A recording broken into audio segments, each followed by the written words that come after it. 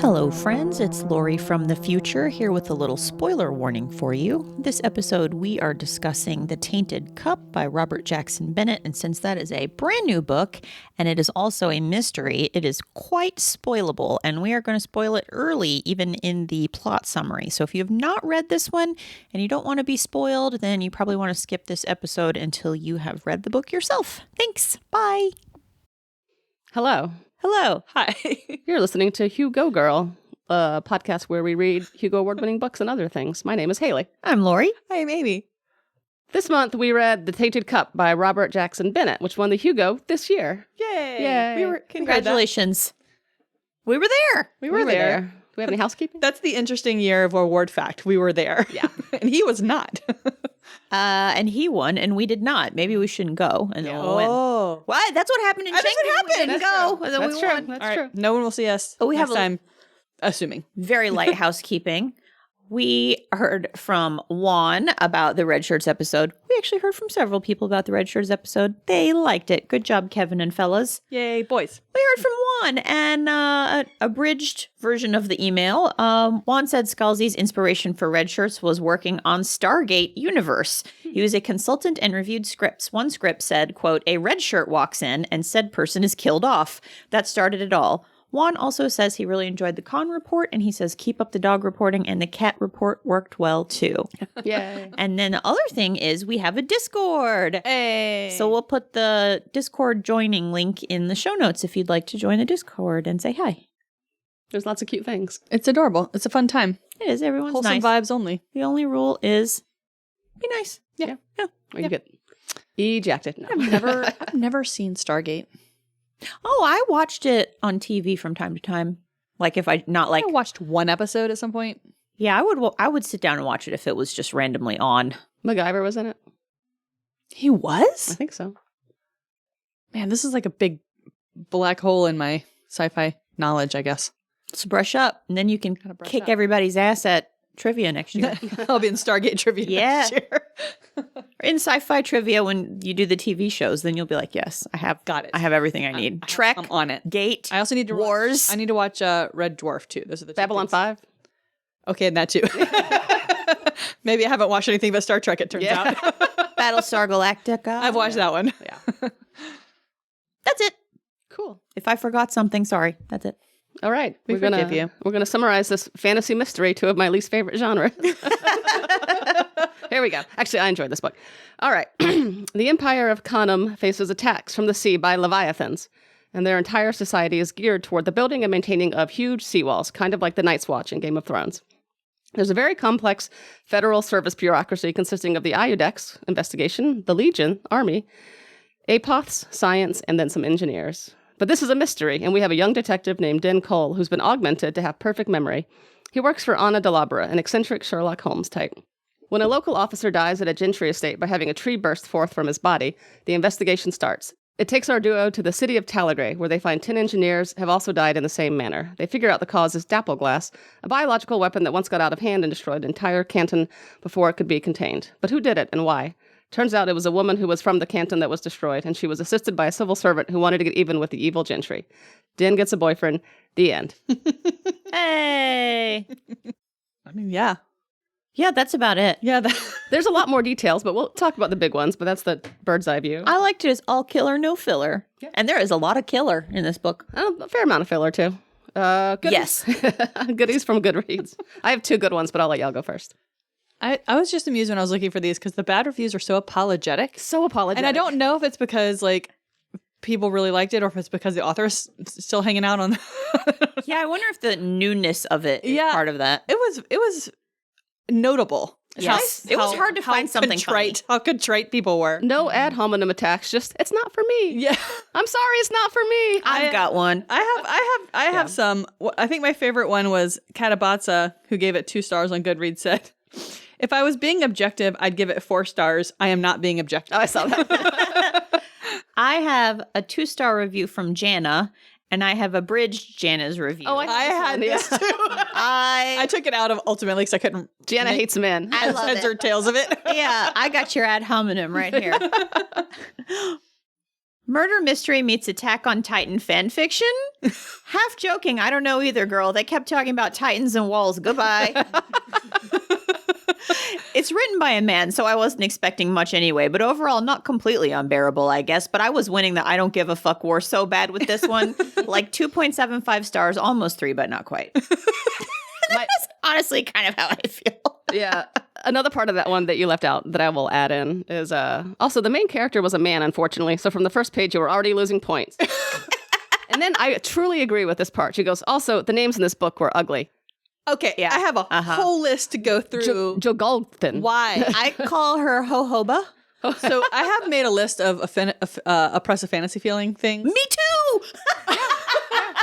So we'll get back to that. Yeah. And then one more, Patience 2 stars. I'm so sorry. It is a miracle I finished this. I hate a mystery. I had one other one just because I thought things like this made me laugh a lot. So See Why I Read Books gave it 2 stars on Goodreads. It took me a while to puzzle out. That's what that username was. Oh. See Why Read? Anyway, she said, Anna was an eccentric bitch in every sense of the word. Which made me chuckle because one of the senses of the word of bitch is just female dog. So I guess she was a female dog and mean. Oh. I thought that was every sense of the word. Ella's looking on behind you like, No. I'm offended. She's a bitch in every sense of the word. Yeah. Because there's No, only that one. Just the one. She's not a metaphorical bitch. She's a very nice girl. Look at You're her right. long nose. I take it back. She's just a lady dog. She is still recuperating from her injury. her neck hole. Mm-hmm. Aw. It was dapple glass. No. Oh no. All right. My first question for you guys is, how did y'all envision the Leviathans? Godzilla. Have you seen my tattoo? Which one? My sea monster tattoo. Maybe. We'll go back to that. Okay. But that's how I pictured it. It's Oh, basically a big scaly monster on wee little legs. So I didn't, for the first quarter or half of the book, I pictured them as whales. And I was like, well, how do they get ashore? What do they have do? little weird legs. Yeah. So Leviathan is confusing terminology. yeah. So then I think it is some sort of Godzilla creature. Yeah, gotta be. And I also kind of pictured, like, you know how they depict, like, the first amphibian to leave the water. And it's, like, waddling around on the land. But it must be kind of ferocious on land. Otherwise, they wouldn't be scared of it. It's so big. Maybe it's just big and that it can't help itself. But yeah. It's like so big. Lenny. Like, they said, like, that the toenail was, like, 3 times as tall as Din, and Din's, like, 7 feet tall or something. So Yeah, that they're sucker so is big. I think I found one. Like, they might not even mean you any ill will. We're just like ants to What are them. they supposed to do? Yeah. So Yeah, they're like, I'm walking here. I pictured a lot of medieval sea map monsters, whale on legs, first amphibian, that kind of thing. Lots of variation. I wish there was more description of them. What color are they? I would like to know. Greeny, dark. Are they barnacle colored? Yeah. And then, but it talks about like what grows up around them when they die, and it all sounds so colorful and magical. I'm like, are these things colorful and magical? Is it like that bull in The Last Unicorn? I don't know. Yeah. And then the seawalls, are they like A cliff. A cliff around, like, are they on the shore? Like, how do they get on boats? Do they get in boats? I pictured the wall in Game of Thrones. Yep. Only ocean. I just pictured But like on the shore? Yeah, like on the edge of the shore, or like just inland or something like that. Yeah. That's kind of what I did, but it didn't make much sense. You had to do a lot of thinking about this. Yeah, and it's very overbearing to be like, because if it fails, people die, which makes sense. But then half the time in my head, it was just like the Tybee, hurricane, 10 feet. I can only assume this beach is more like a cliffy beach than a Tybee beach. Yeah. Like if you go to Maine, for example. Yeah. I don't know. Listen, I think this is a situation where your guess is as good as mine. I guess you guys make more sense because it is called a wall. So I don't know why I was like, well, we don't know. How can we know? well, I think it has to be some kind of human-made. Well, it could be a natural wall with just like ramparts on it or something like that. But if it's busted wall on a through, cliff. then They it's need got to be engineers, something man-made. I was imagining a cliff with like ant farm of people inside it. Yeah, that sounds probably right. But there's probably also a wall because if you look at the map in the front, it has like actual walls on it.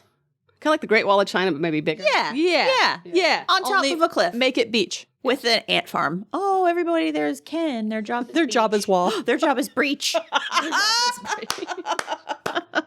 We're done. That's it. That's the episode. Yeah. Do you think the Leviathans mean ill will? So I was distracted this whole book by whether or not I was supposed to feel bad for the Leviathans. I think it's because of all of our whale reading. Oh, I didn't feel any sympathy for them, so. I always like Leviathan? to feel bad for a monster. Like, I feel bad. You know, I had my impassioned defense of Renfield, my defense of HAL 9000. Yeah. I feel like they're just doing like a migration or something, and that's a huge problem for a human society. And so they feel like they have to defend themselves, but I don't really think it's an attack. Because why are they always coming in the same season, and then it seems like they just walk to a place? If They're just migrating or something. I mean, if it's like a kaiju in the tradition of kaiju, then it could mean harm. It could. Yeah. But we're just not given enough information. Like, So I found a picture of what I think it might be. Oh. And I don't have any sympathy That for looks this like thing, a so oh, yeah. that is much ocean scarier. T-Rex. Yeah. That's much scarier than And the look how derpy big guy it I was is. picturing. Look how, yeah, I mean, if it was just a cute whale, like, oh, hey, guys, look. This thing, we can share a photo of it on our Instagram, but like, look at the size of the boat in comparison. Yeah, Like, okay. That would be scary. I mean, they are so big. Well, I mean, I don't think they're not scary. I just think they're like animals, you know, like like nature doesn't bear us any ill will, but also we can't coexist with things that are just stepping on all of Yeah. us. Yeah. I literally think I was picturing like a dodo bird going to its little nest. Oh, no. I was just imagining Godzilla, but then, you know, toward the end, Din says that he thinks he sees a face and a mouth, like a human looking face and mouth in its abdomen in distress. They did say that. Yeah. And that is so interesting. And I've read the second book, and they talk more about the Leviathans, but it's more about what they do with the Leviathans for all their grafts and suffusions Yeah. and stuff. So Which sounds interesting, it's but less about the Leviathans themselves, and that's something where I feel like by book 2, I would like to know more about them as their own little guys or big Cetology guys. on the, yes, the Leviathan. What Leviathology. What folio are they in? Yeah. Is the second book a mystery? Yes. Interesting. Yeah, this is a mystery series. They're called Anna and Din mysteries. Like the subtitle is like an Anna and Din mystery. So that brings me to my next point. Y'all read mysteries. At any point, do you ever know what's going on specifically in this book? Or because everything that I learned from Anna, I was like, there's no way I could have guessed that. I didn't. Well, the only thing I knew was that I like to call her Fugazi. Fugazi's axiom. You can tell she's a villain because in every scene she's basically twirling her mustache and going. She's always like gripping Fayazi's arm and leaving bruises, and Fayazi always seems scared when she's with her. So you're like, well, she's some kind of bad guy. But other than that, like putting the pieces together, absolutely not. Well, he telegraphs some stuff and absolutely obscures. I had a lot of issues with the mystery part of this book.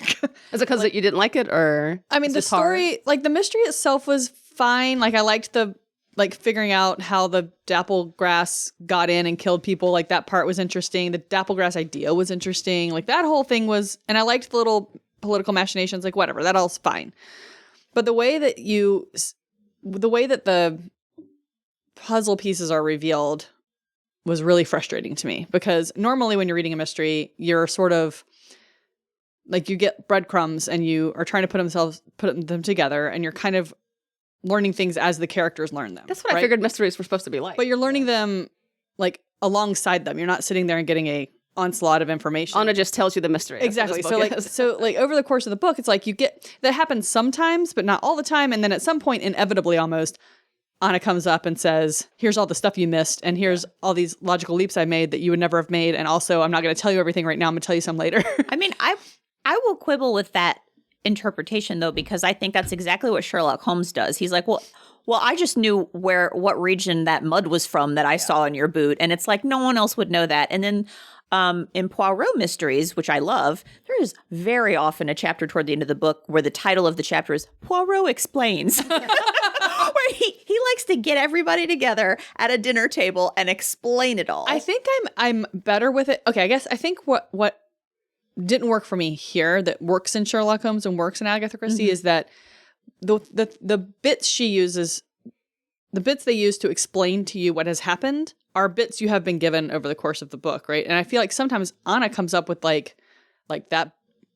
I'm trying to think of an example, like the land book that like Din sees, but then we are not told anything else about that book for like 200 more pages, and somehow that's the crux of the. Yeah. You know what I mean? Yeah. Like, Oh, yeah. I think you're right in the sense that in these other traditions, all the information is on the page somewhere and available to the reader, even though you would never put it together. Yeah.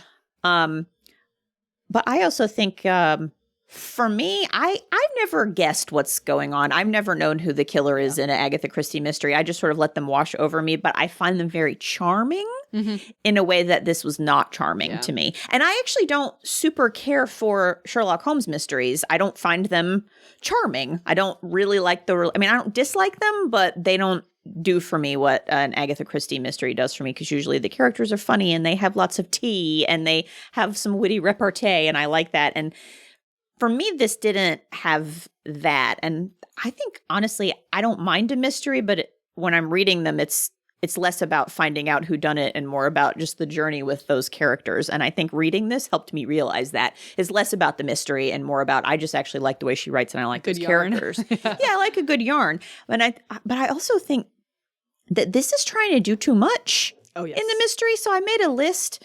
I said, we have kind of too many murders. We have the opening murder, Bloss. We have then, I would say manslaughter. I would say felony murders. We have, because the 10 engineers die. Yeah. But they're sort of collateral damage. Then we have the Fern Paper guy's murder. And then we have the murder of Fugazi's father. And then we have the murder of Nusis, who's one of the investigative team. Yep. Then we have the murderer, Joel Galgan, and her crackler friend, who get murdered by the Twitch. And we also have Rona Aristan, Blas's secretary, also murdered by the Twitch. That is so many murders. And the merchant. The Fern Paper guy. Yeah. That is so many. That's so many. And it is difficult, I think, to become invested in the mystery when you're just like, well, where do I even look? And we have 3 different murderers. Yes. Yeah. And I feel like this is one of the things that bugged me was at the end of the book, spoiler alert, Anna's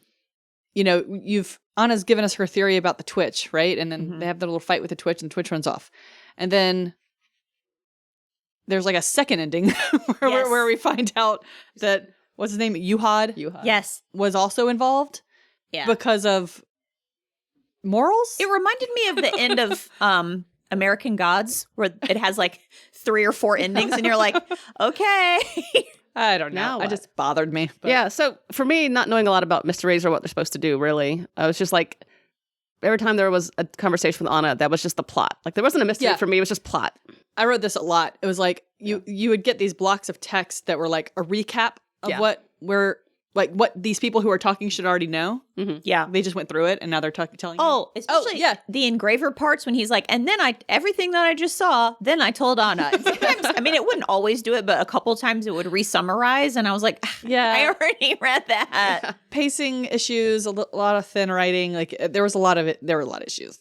I don't know. I mean, there was also good stuff. Like I didn't hate reading it. I was moving along with it. Like, and I liked a lot of the world. It's very interesting. Yeah. I haven't read a fully realized world in a long time. Yeah. I think that the world building is the strongest aspect of this book for me. Absolutely. I liked being dropped in. It's funny because there are like these plot dumps where Anna explains things, but as far as the world, they're just like reagents key. Figure it out. Yeah, and I love that part. You sort of just figure it out. Leviathan, figure it out. Walls, figure it out. And I didn't mind that at all. He was better when he did that. Yes. Yeah. Yes. It's like he almost didn't trust his own mystery or something like that. Well, so in the afterward, he was like, I wrote a book that wasn't a mystery at all. And then he had to shoehorn a mystery into it with the help of friends. Allegedly. I don't know if that's true. Interesting. There is an interview with him that is pretty informative on the Hugo Nuts podcast. They did an interview with him right after he won and talked about the book. And I have some notes from that, but I would encourage anybody who's interested to go listen to it because it's interesting when he talks about working on the book and what he was going for and what his kind of priorities were. Okay. Cool. And I think we've discussed this before, but doing a mystery in a sci-fi universe is a way to build in a plot when you can't think of one. and I don't mean that with any shade. It's just if you can't think of a good plot, a murder mystery is instant plot. Yeah, that's true. And then you get to spend time, explaining the world. Hard to write a murder mystery well. So I also don't want to cast too much aspersion. Oh yeah, no, I mean, couldn't cobble together a murder mystery. I don't think this is a bad book. I just think I was very excited when I found out it was a murder mystery, and then I was like, well, kind of too many murders, and I don't feel invested in the mystery, but I did like the world a lot. And one thing that I think that is so good about this book and the second book is similar. Everything seems very damp. So and wet. I have such a sense of that reading it. So I really did feel very immersed. I think there's greenery, there's vines, there's cold humidity, there's mud. Yeah. And I really felt very in that while I was reading it. So, and that doesn't happen for me a lot. I'm not a big like setting person. And this book, I think he did a really good job of making me feel very situated in this world. And then I was like, well, it's boring here. But but I think that he did a very good job of that. And I mean, I read the second one on my own Steam. That's You know, I didn't have to. And I think I'll keep reading them because I think there's enough potential there that I want to know more about the Leviathans. I want to know more about Anna. But book 3 is like, let's go. It's go time. Because in book 2, you find out a little more about Anna, but not quite enough. This was another one of my big complaints. Is like, did you read book 2 as well? No, but one of my big complaints about this book was Anna's character. Like, we can get to that later if we want to. But I was disappointed with what he did with her. But he acknowledges in that interview on Hugo Knots, he says she's kind of a trope of a magic witch. But he also then compared her to Hannibal Lecter, which I thought was interesting. So he said she is, if things had gone just a little bit differently, she could be the bad guy. Yeah. And she, like Hannibal Lecter, is kind of locked in the room relying on the person doing the legwork, Clarice Ordin, to come tell her this information. And then she figures out what's going on. But we're never really told why the arrangement. I mean, we're told that she gets overstimulated. Mm-hmm. She has to sit around in her blindfold. Like, I get that, I guess. I guess it's not ever real clear why, at what point it becomes debilitating for her, or like, why does she really never leave? You know, I had a lot of questions about that. And then I just felt like she was just kind of a bitch. Well, at the end, for no apparent reason. Like, it wasn't. At the end, there's that whole section about how she's neurodivergent, though. Yeah, there is. And I don't know that I love a neurodivergent bully. Well, actually, he says in that interview that was not what he was going for. Oh, that's why I read it. That definitely is the way I think that's the way most people have read it. And they brought that up, and he was like, that's not honestly what he was thinking about. He was like, she's a person with limitations, but that's not necessarily what he had in mind. Well, that makes me feel a little better. What did he have in mind? Does he say? Or let me see. I took some notes. I didn't view her as mean so much as just like a silly Merlin type, so I never took her seriously. Yes, I'm glad you said Merlin. I was thinking like Gandalf, kind of. I think you're like right. She's snarky, but like I never thought it was like super mean-spirited. I didn't think that she was either. I don't think I took a note on that. It's also hard to take someone seriously that's like in a blindfold laying on the floor. So well, at the end when they were looking at the Leviathans, and she was like, didn't tell me what it looks like. And I was like, babe, I want you to see it. Yeah, this is like once in a lifetime. I want you to peek, but I guess maybe it would be that bad. Yeah. But like, yeah, like why can't she look at the Leviathan, for example? I understood the idea behind she does this like higher level processing of information and analysis when she's sensory deprived, and that actually made a lot of sense to me. And I did see the comedy in her being like, let me get in my little trunk coffin like a vampire and do some deep thinking, and I thought that was pretty fun. But I did not really, and I understand during the investigation maybe she's walking around in the street and she doesn't want to see everything, but you guys are done, you've nabbed this bad guy and this other bad guy and this other bad guy and surprise, a fourth bad guy, and you've nabbed all of them. And now there's like this once in a lifetime thing happening, and I just want you to take a look. Yeah, I got the impression that she took it off sometimes, but maybe not. Well, that's just what I'm saying. She did take it off in her house. Sometimes. She did. So I don't get. I guess I mean maybe I just wasn't reading carefully enough, but to me it didn't seem like there was enough internal consistency on that, like what she wanted to block and what she didn't, and when and why. Yeah, I think that's fair, because at the end I was very like, she's not going to look at it. And then when she says, what color is it? And he said blue, and I realized they were talking about the flares. Oh. So that. It was like the all clear flares, and I was like, I wanted to know what color the Leviathan was. Like you guys were just saying, like, what color is Godzilla? Yeah. An interesting question that I had that's kind of on the same way of how you vision things. What do you think the technology level of this place is? I found it a cross between ancient Rome and 1500s Japan. Oh, I don't know. Like, I don't think they had factories or like cars. It doesn't sound like they did. But it wasn't quite as dark as Game of Thrones. But they use horses and giant sloths. Exactly, yeah. So like it was interesting to think about like the technology needed to build huge walls. But again, in Game of Thrones, they could do the same thing. It didn't seem very technologically advanced except for the grafts. Like that. Yeah, that stuff is fancy. One thing, I think it was a lot of chemistry going on. I think it was on Wikipedia. I think I pulled this that someone pointed out, or someone wrote that it's a society that has defined itself entirely in terms of an external threat and adjusting its society accordingly, right? Yeah. So like they don't spend it makes sense to me that they wouldn't spend time doing big project, like big manufacturing and things like that.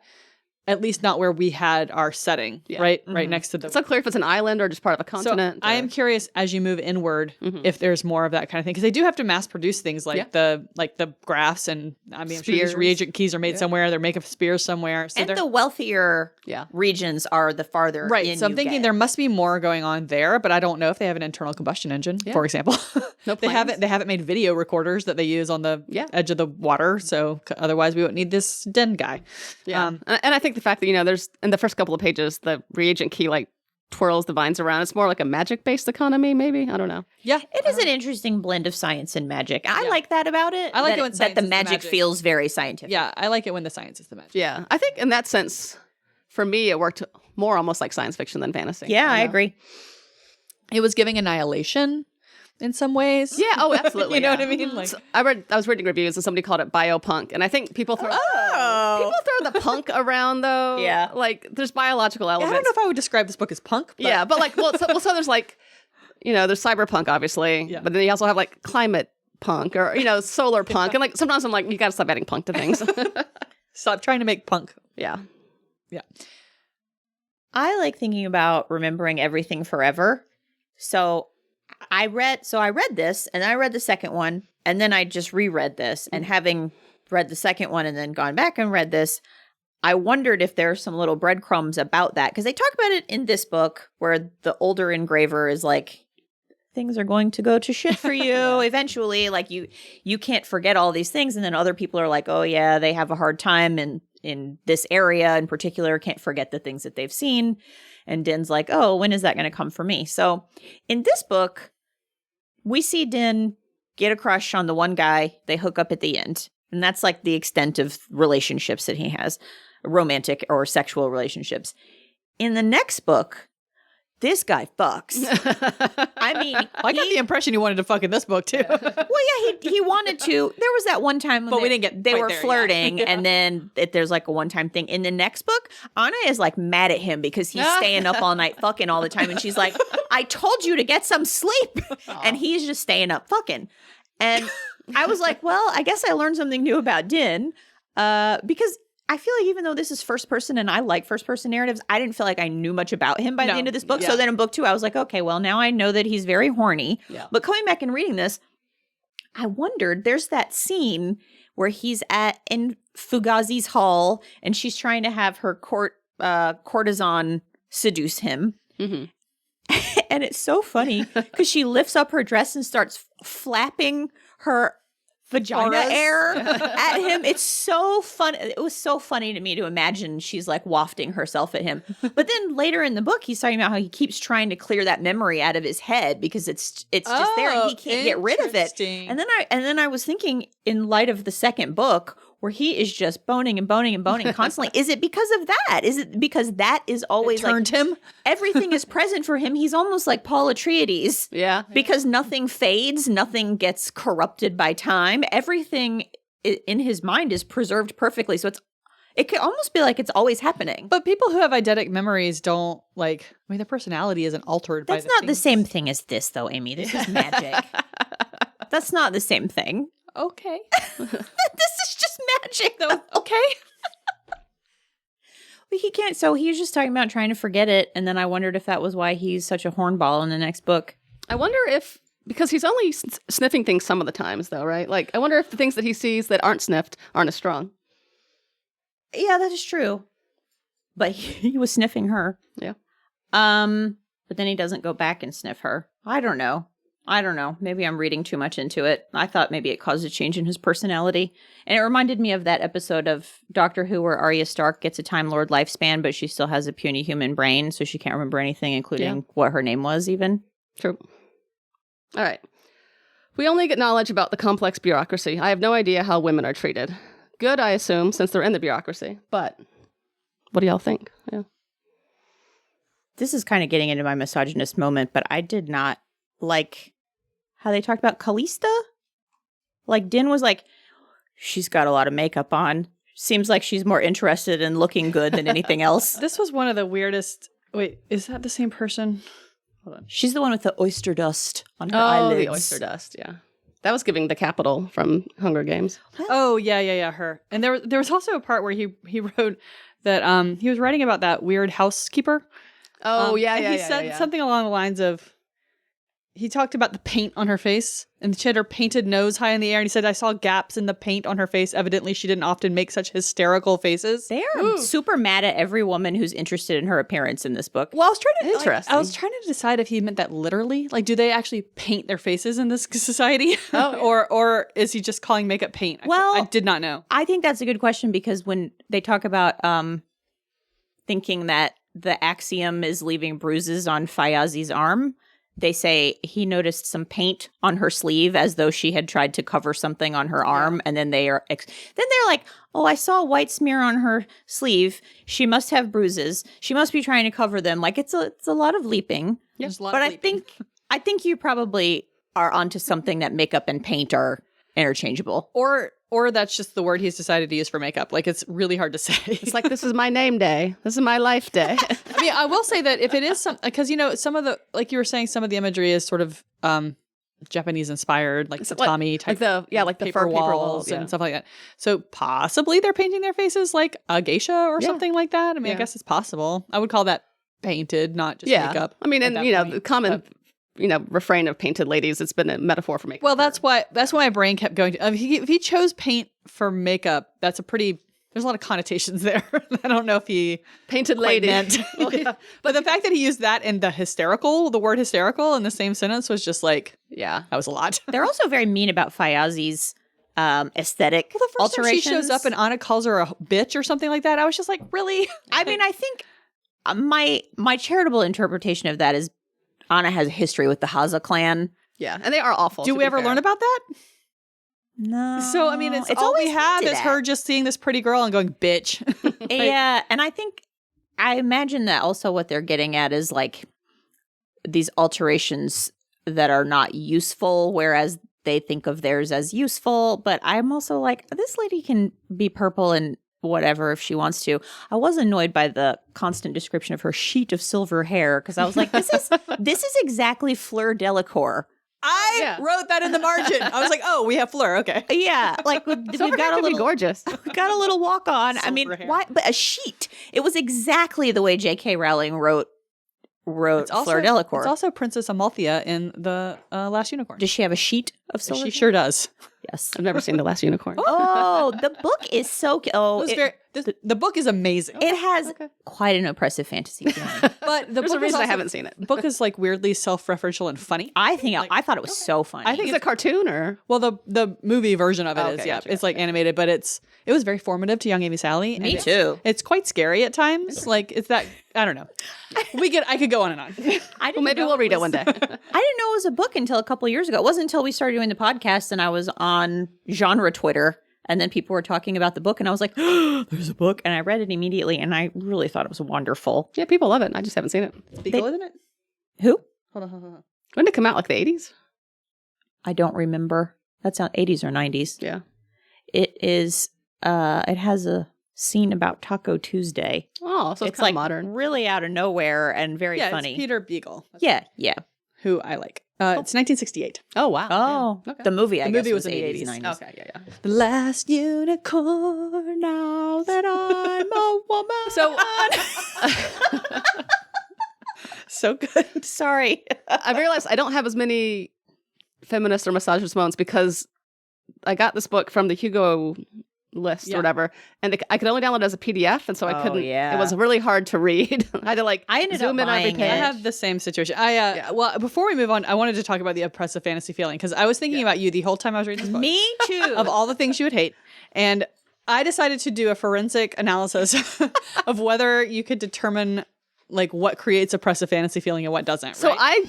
Because this book is an interesting, like it walks this weird little line between. Yeah, because this definitely has a fantasy feeling, but I did not find it oppressive. Well, so the things that I picked out to indicate oppressive fantasy feeling include the following.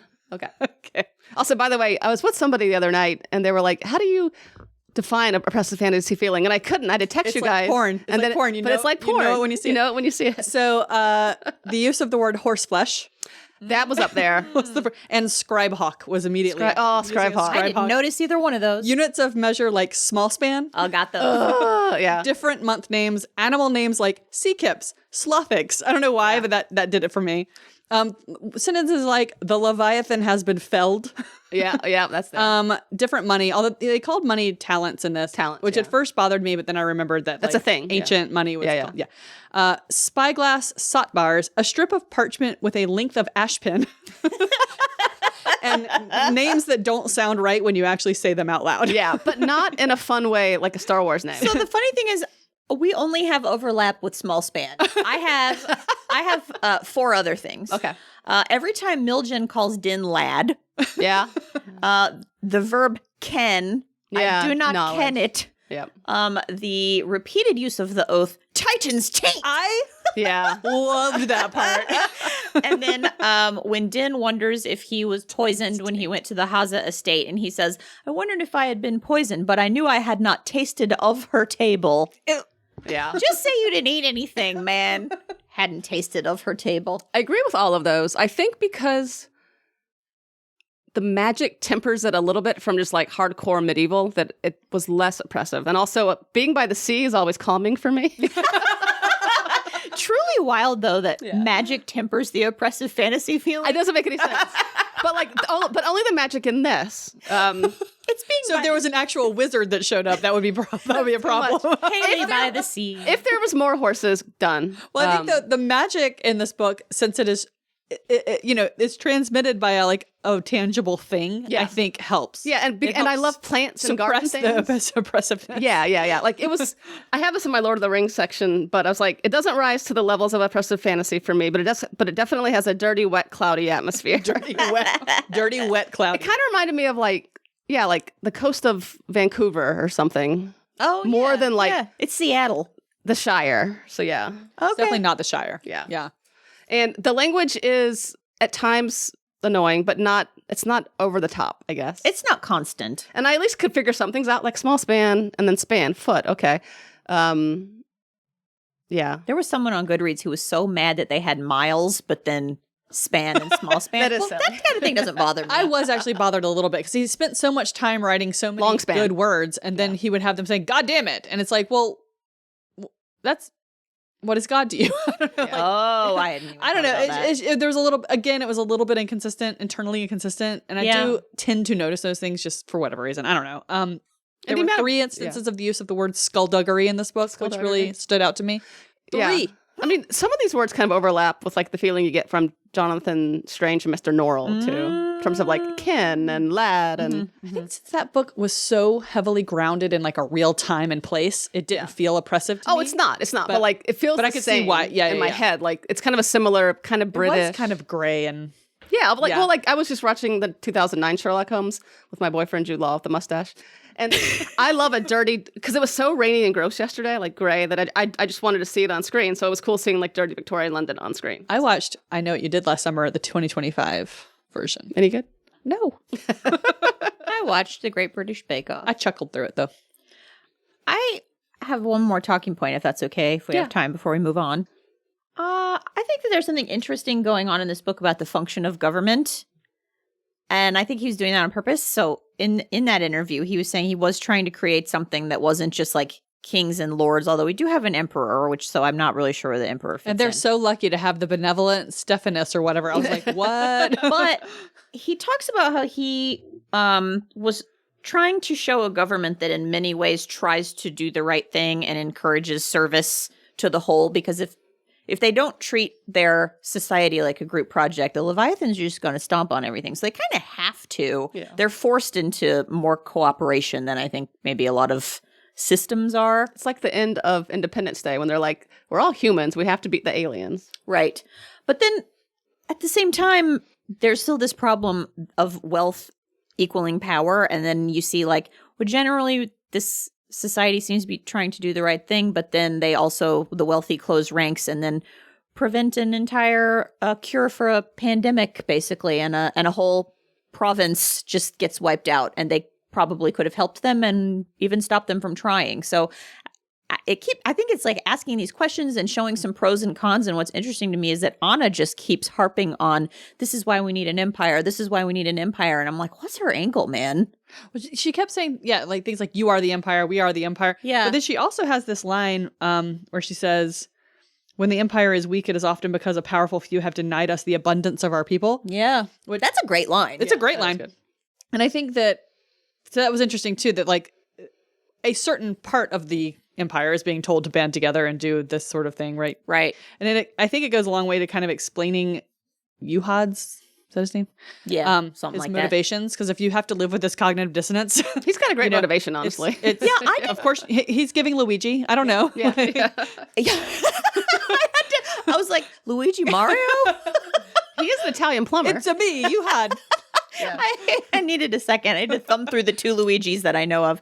I wasn't really mad at him for going in on that. I was mad at Joel Galgan, though, for insisting on being so poetic in her murder. No, she because could've then done it. all these other people died, and then they're like telling Fayazi all these deaths are on your head, and I'm like, guys, I am not super sure about that.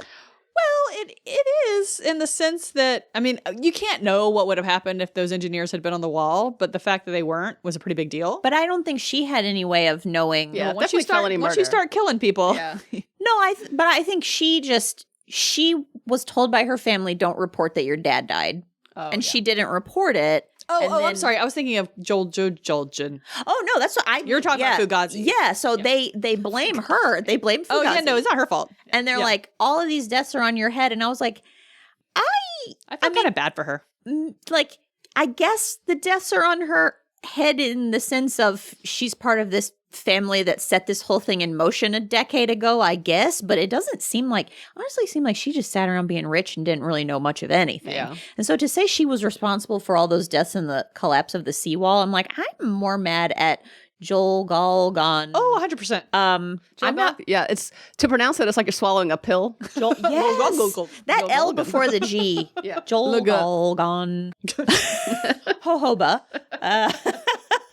Yeah, I'm not mad at Maybe her that for first J is an H sound. maybe. Did we ever? Well, I got the audiobook so that I could make 800 bracelets for trick or treating time, and that guy says Joel Galgan. I guess we'll go with that then. Bless his heart, he had a lot of hard work. And I thought if I hadn't read this on the page, I would just be like, am I okay? Was that a word? Because there are so many made up words that are so hard to say. But anyway, I felt that was not reasonable to say that all that was her fault. Yeah, I agree with that. That bitch. Also, Anna Delabra ACAB. Oh my God, I did know. ACAB. And they plant evidence, they break into places, they lie to They people. are the worst cops. Yeah. I had to like set all that aside. Are they I just really cops? had to. I mean, Din's cheating on his test. He's stealing evidence. I don't mind He's that he cheated on his test. He needed a reasonable accommodation for his They disability. did, like they're judging intelligence on a certain trait that not everybody has. I am I'm okay with with you. that. But he's at first set up as this kind of straight laced like little dude, Yeah. and then he's a little freak. He's a little agent of chaos. And He's like, let me just break in, he beats the shit out of that one guy. steal this Muscle memory. evidence. Weird.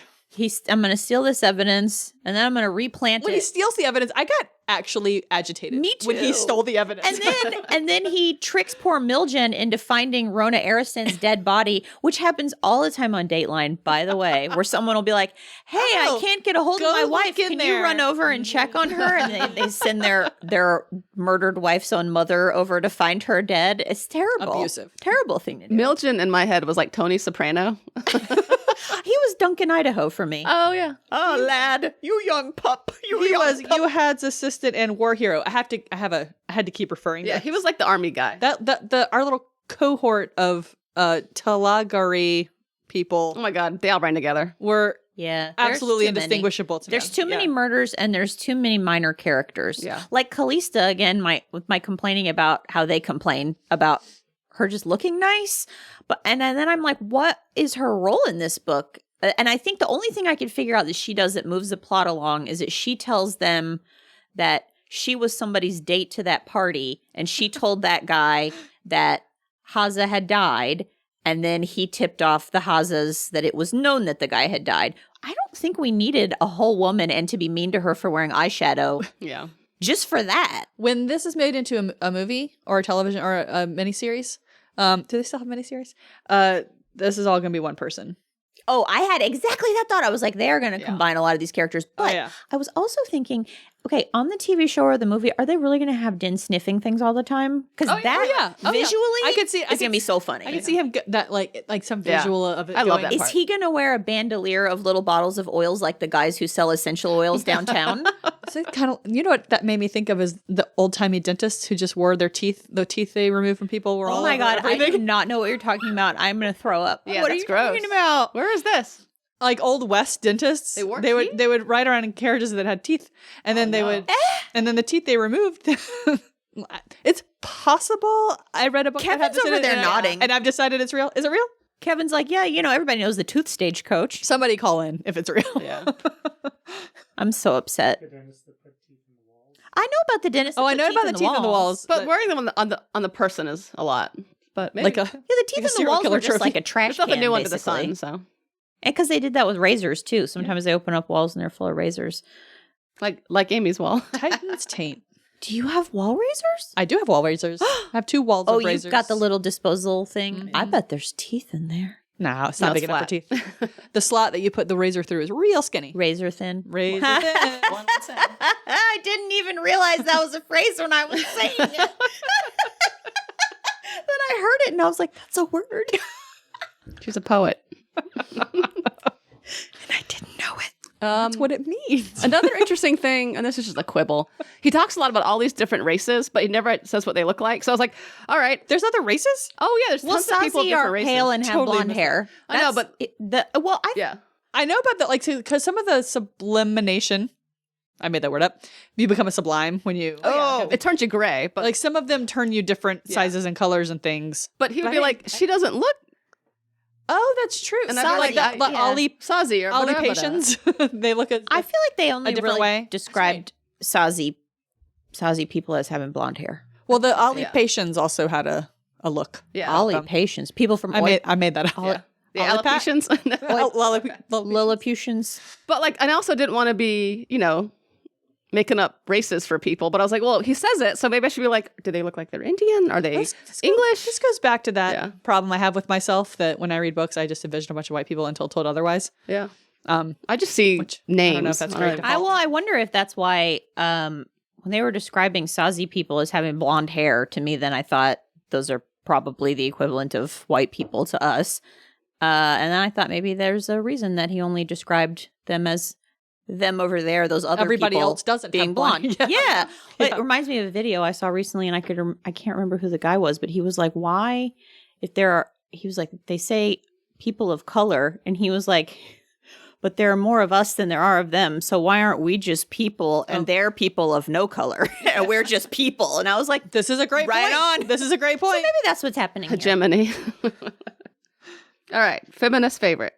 I don't have one. I mean, I like a crone, I liked Jolgalgan hiding in her spite hole for a few days until the Haza party started. It is so extra. just digging down into the earth. I'm waiting right here, you She's guys. digging down. She's doing the most. I don't know. I feel like we need to say this in detail in case people haven't read the book. This bitch, when she goes to this house party to kill a bunch of people, she sneaks in early. Because a giant opens up a A gate. giant opens a gate. She sneaks in early. She digs down into a little hole. She gets covered over by dirt like she's at the beach. And then she lays there. for hours today. 2 days, they think. And then she gets up out of her hole and goes kills a bunch of And then people. she Dusts herself off. Does her revenge murders. And It's then so funny when they're Where did she asking. pee and poop? They ask Callista, they're like, did you notice anyone at the party with dirt on their clothes? And she's as mystified as I was by that question. She was like, no one at this fancy millionaire mansion party had dirt on their clothes. Why didn't she have dirt on her clothes? We know it's muddy. I guess she changed. That's the only thing I can think of. like when- That giant must have squirreled away some clothes. When somewhere. James Bond takes off his wetsuit and he's wearing the tuxedo. I will say, I was really affected when that giant got killed. When It was really sad. crackler got killed. That was a really sad scene. felt bad for him. I did too. Anyway, Misogynist moment. Mine is when Din first describes Callista and is basically like, she's a makeup girly. She must not be very good at her job. And I was like, shut up. mine was the use of the word hysterical to describe a woman. Yeah, those are good. I didn't have any on the first read, but I wasn't reading very closely. You can have mine. Yeah, I'll take it. Boob talk. Okay. She shifted in the milky fluid. Her expression pained. Oh, this is when they're in the Bacta tank, basically. The white tide Oh, at the hospital. sloshed about her torso, revealing a luminous curve of a breast, blackened with storm clouds of bruises. Oh my God, I missed that altogether. Same. I mean, there's a lot to unpack there. Yeah. Not the worst. He at least described not. it beautifully. Well, she just has the one boob. It's got to be bruised up. Yeah. Luminous, though, Luminous. to her credit. Milky white. Luminous. She must be She's Sazi. just in a bunch of white sloshing around. She's in a back to tank. It's a clawfoot back to tank. It is. This It's old timey. It's definitely not like mechanical driven. It's like, yeah, it's a big.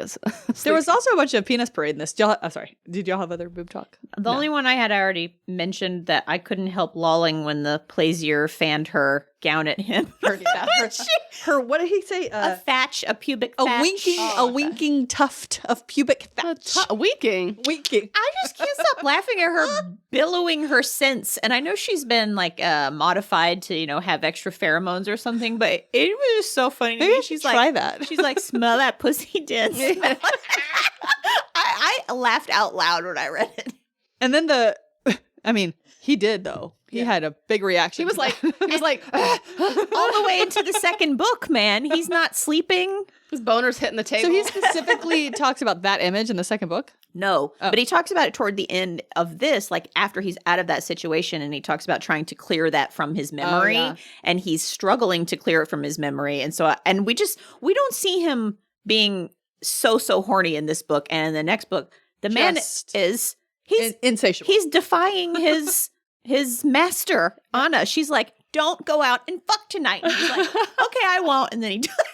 His fingers were crossed. The penis parade was good though, too. Oh, yeah. When Fayazi walks into a room, you can practically hear the crinkling of pants as all the pricks that was stiffen. funny. That is funny. Of course they use prick. Of course, pricks. Prick rampant. I learned that on this podcast. Soap stuff. Oh, okay. It's difficult with a book like this because I feel like almost anything could be. So there's nothing that is like super jumps out to me as soapy. But I'm going to say that the thing that was goofiest to me, and I'm going to have that as a stand-in for soapy, is they get to the end and they're like, by the way, there's another type of magical guy that we haven't mentioned for the past 9,000 pages called a twitch, and that's the guy who did it. Surprise. And by the way, that guy is the Lady Axiom who's always twirling her mustache. Mm-hmm. In the audiobook, the guy who voices that, the narrator, is like, Fayazi, do not answer their questions. Like, she sounds like a cartoon. That sounded like Beavis or something. I didn't do a good job. Dan. I don't know how to sound like a Farm paper for your bunghole. It's right before Halloween. That was my Cornholio. That was my Cornholio impression. Yeah. I can't do it. Yeah. But the voice was like a comical comedy villain, not like what I just did. It Witchy poo. Listen, I never asked to be a narrator. Which is funny because I trust you. You are a Mockingjay, so that's probably what she sounds like. No, it's lower than that. Okay. I can't do it. Okay. She can do it, y'all. Whatever it is, it wasn't what I just did. Lori engraves the way people sound, I swear. And their faces. Yeah, and her facial recognition software. Anna actually gives us a pretty good soap stuff quote at one point in the book. Which one? She says, secret meetings, a missing survivor, murdered secretaries making secret journeys across the empire, and not only a sack containing a goddamn fortune, but 3 reagent keys discovered in one day. She did it there. That, you are right. My hat's off to you. And you know what that sounds like? That sounds like the back of a pulp novel from the 60s. That's what I thought too. Yeah. It's like a count in disguise, or like a big whale. Feats of strength. An ugly woman. And a pretty woman. The date has legs, but more she's got... important. Oh my God, I'm reading Jaws right now. Oh, fun. And It's very problematic in so many ways. Really? But Oh yeah, I've heard that. it's not great. And then, but one of the things that happens that kind of made me chuckle is they're about to go investigate the death of this first girl, and they're walking up to the house, and Brody's like, "If they care about this dame, they'll be up and ready for us." I'm just like, "Oh my god!" Are they like, what was she wearing? 1945. It's just funny. It was supposed to be the 70s. This dame. Anyway. Did you like the book? Wait, we didn't do fantastical food. Oh, sorry, yeah. sorry. Oh, I missed that. There was some good tea. There was some good tea. So much They tea. had drug tea, I guess. Claire tea. Moody's. Oh, yeah, Moody's. I guess those were like Foot. gummies. Yeah, like gummies. They Yeah, had hot foot, which sounds like a much funner hot toddy. yeah. Than yeah. what we- Oh, yeah. Yeah. There was also a stringy clump of pink fish meat. Mm-hmm. That There's probably a lot of seafood here. Yeah, and then fried bean cakes and apple tea. Applelot. I said that Applelot. so many times and I hated it. Apple apricot? Applelot? Applelo. lot. Haricot vert? He likes to say horrible words, and I think That goes in the oppressive I fantasy. really do feel like a feeling lot of list. these words were never spoken out loud when he was writing them. And so like when you're reading them in your mind, it's like, Bless that poor narrator. on the other side of this, I was recently. Have y'all watched or heard about any of the New York City mayoral debates? Oh yeah. no. So there's Mamdani and Cuomo, and then there's this really interesting guy named Curtis Sliwa. And I saw this thing that's like, Zoran Mamdani and Curtis Sliwa have the best Star Wars names ever, and they totally do. Sliwa, yeah. Sliwa definitely does. That's really And then funny. Mamdani, of course. All right. I want to mention on the food front in the next book, she eats so much raw meat. Oh, she likes the raw meat. She yeah. likes raw meat, and she also likes raw oysters, which I guess we like raw oysters. People Yeah, like that. She's That's like normal. Gollum. She is like Gollum. There's one scene is where she Tainted? goes to. I guess it's like a restaurant. They have to go to a different city to investigate stuff there, and she eats so many oysters that Din is like embarrassed and apologizes because she's just eating like the whole sea of oysters. It's like that lady that went on a date and ordered 48 oysters and then stiffed the bill. I don't know about her. We'll get to talk about that later. It's good. It was at Fontaine's, actually. So it was an Atlanta event, and then it went viral on TikTok. When? Like maybe 2 or 3 years ago. It's funny. Oh. She went on like a blind date. I aspire to that level of Yeah, she like went on a blind date and then like left her date with the bill or something. I don't know. I'll find the details later, but it was good. Yeah, we like oysters. Yeah, I do like oysters. Did you like the book? Wait, Star Wars, Lord of the Rings. Nope, we do that first. Unless all my things are out of. No, yeah, I have the same order as you, Haley. Oh no. Yeah, did you like the book? Switchies. I thought it was fine. I didn't hate it. I liked it enough to read the second one of my own free will. That's a lot, actually. So yeah. But I also thought it was extremely okay. As we discussed, I like the world building. I would like to know more about the Leviathans and Anna, but it's like go time now that I've read 2 books and I'm still like, come on, guys. Yeah, I think these are fine. I also feel sort of apologetic, like all the Goodreads users, about people. People loved it so much. Terrible. No, it's not bad. So I feel like it's a little nitpicky. Like my qualms with it are a little nitpicky, but also I feel He's not an then I asshole. tell myself I'm entitled to my opinions. I just didn't find it that interesting. And the thing about I like these first person narrators normally, and now I've read 2 of these books, so that's like 800 pages that I've been writing around in Din's mind. You gotta like it. You And read I just 800 pages. don't know that much about him. I still feel like I don't know very much about him, and that is a little disappointing to me. Maybe he's just the vehicle through which we explore the world. I don't know. Yeah, I think, but then in that case, fuck. Yeah. in that case, I don't really need him as a first person narrator. So I don't know. It Yeah. just they don't quite work for me, but they are, I think, unique enough in the sense of the world that I'll probably read the 3rd one. I read a review. Someone said that it was an example of when not to use first person was this book, Yeah, because a lot of what he's trying to do really needs a sort of removed omniscient narrator. Yeah, and it doesn't ring as well when it's coming out of Din's mouth. And then you're like, "Hey, guy." Like I'm just riding around in your head, and Hey, guy. I couldn't tell you. The only things I know about him now are he's broke, he struggles with reading and writing, and this guy fucks. Yeah, Din should have not been the narrator. Like I think he doesn't characterize Din as much. I think because he's trying to make him an omniscient narrator. Yeah, but anyway, I'm reading another book right now that has a great world building, and I hate the first person narrator. So I think it depends. Like, I'd rather have a neutral one than one that I can't stand spending time with. Yeah, I agree with you. But in general, with a good first-person narrator, I really like it. And that's the thing When it I works, like it's great. about Yeah, when it I works, like that about the Poirot mysteries. Hastings, the sidekick, he's the narrator. I love it. I love their rapport. Also fun, Thursday Murder Club. It's like I just bought that book. they are so first one. cute. And there's one character who has first-person narration like every few chapters. It's her diary. And I just feel like Joyce is my best friend. I know everything about her. And those books are so short, and you only get her first-person perspective like every third or fourth chapter, and I still feel like I know her really well. Keep that thought when you read our next book. Is that Let's talk about that. Forever Peace? Forever Peace. Okay. That's what I thought, but I wasn't 100% sure. I was 51% into the book, I think. As far as like it or not like it. Yeah, I liked it. I give it a B+. Yeah. I'm at just under 3 stars. Yeah, I mean, this book was not a pain to read, which is so rare these days. Yes, I agree. And parts of it really pulled me along. I mean, I liked a lot of the descriptions of the world were cool, and I was curious where they were going ultimately with the Dapplegrass investigation. So yeah, I thought we were going to get a little more involved with Ollie Pat. That would have been cool. Yeah, I just was there for the vibes mainly, I think. Do you mean Oipat the Whatever. city? It's Ollie Pat. I just wanted to make sure. It's just going to stay Ollie Pat. You're saying Fugazi. I'm just checking in. I'm not doing what I can do over here. I'm not complaining. Here's the thing. A lot of times you guys say something, I'm like, what are you talking about? So I was like, did I miss Yes, something? whatever the region is that we lost. Oipat. to Yeah. Dapplegrass. Okay. Yeah, Gotcha. that one. Star Wars or Lord of the Rings? I don't have a strong opinion. I mentioned this earlier, and while reading this book, I decided I'm using the existence of the internal combustion engine to decide whether it's Star Wars or Lord of the Rings from now on.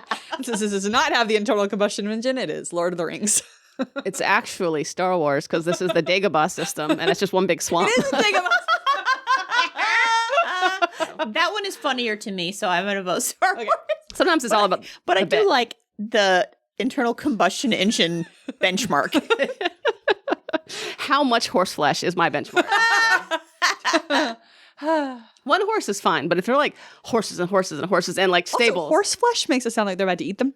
Well, that reminds me in the last thing we read, or some book we read, I'm sure, it's Girl Flesh. Oh, no. It's probably, I think we all know which book that probably was in. I mean, it really could have been in like 2/3 of them. I'm pretty sure it was Paolo. Goose Flesh. Just saying. No, it was something more recent than that. Yeah. Because I remember underlining it on my Kindle Scribe. It feels like And an you older didn't have that book. when we read. Okay, got it. Your life is divided up into before Scribe and after Scribe. It's like Lord of the Rings or Star Wars. It was like a gift to get y'all's OFF descriptions, and I appreciate that. I really was making it a point to be like, Haley hates this word. Haley hates this word. It was more like a, because you're not wrong. There are definitely some books that it doesn't work in. I think. And I was trying to figure out if I could scientifically determine. Y'all got really close, and I think we're getting closer to like a complete definition, so we'll keep working on it. This is how we're going to change the world. I just know it when I see it. Because I don't get it from Game of Thrones, which I love. It doesn't make any sense, so. I know. You know, they got some horse flesh in there. And girl flesh. Yeah. Anything else?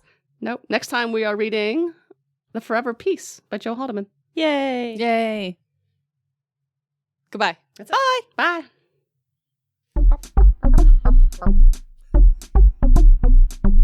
Hugo girl. Hugo girl. Hugo girl. A hilarious podcast.